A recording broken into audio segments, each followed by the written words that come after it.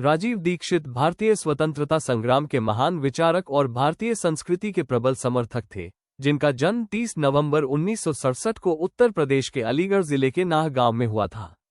उन्होंने प्रारंभिक शिक्षा गांव से प्राप्त की और फिर उन्होंने टेलीकम्युनिकेशन इंजीनियरिंग में डिग्री हासिल की। राजीव दीक्षित का झुकाव विज्ञान की ओर था, लेकिन साथ ही वे भारतीय परंपरा, स्वदेशी विचारधारा और स्वतंत्रता संग्राम की विरासत से अत्यंत प्रभावित थे। उन्होंने वैज्ञानिक जीवन से अलग होकर देश सेवा को अपना मिशन बनाया और आजीवन स्वदेशी आंदोलन, भारत बचाओ आंदोलन और भारतीय संस्कृति के प्रचार में जुटे रहे। उन्होंने हजारों सभाएं की, लाखों लोगों को अपने ओजस्वी भाषणों के माध्यम से जागरूक किया और विदेशी कंपनियों, multinational brands, cold drinks, allopathy दवाइयों, रासायनिक खेती और उपनिवेशवादी शिक्षा प्रणाली के विरुद्ध अपने तथ्यों और शोधों से जनमत तैयार किया। वे मानते थे कि भारत को सच्चे अर्थों में स्वतंत्र तभी माना जा सकता है जब वो आर्थिक, सांस्कृतिक और बौद्धिक रूप से आत्मनिर्भर बने।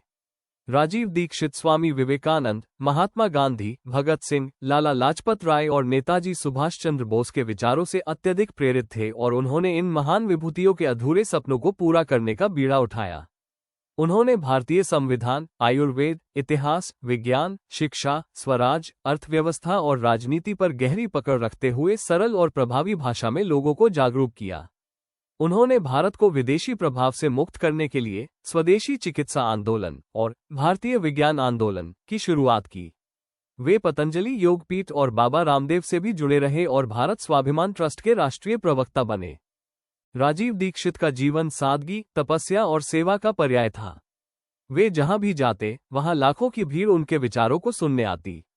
वे कभी भी किसी पद, पुरस्कार या प्रसिद्धि की चाह नहीं रखते थे, बल्कि उनका एकमात्र उद्देश्य था भारत को फिर से सोने की चिड़िया बनाना।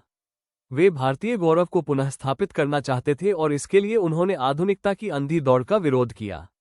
30 नवंबर 2010 को उनका असामयिक और रहस्यमयी निधन हो गया, जो आज भी कई लोगों के लिए एक अनसुलझी पहेली बना हुआ है। उनकी मृत्यु के बाद भी उनके विचार, उनके भाषण और उनका योगदान भारत के युवाओं को प्रेरणा देता है।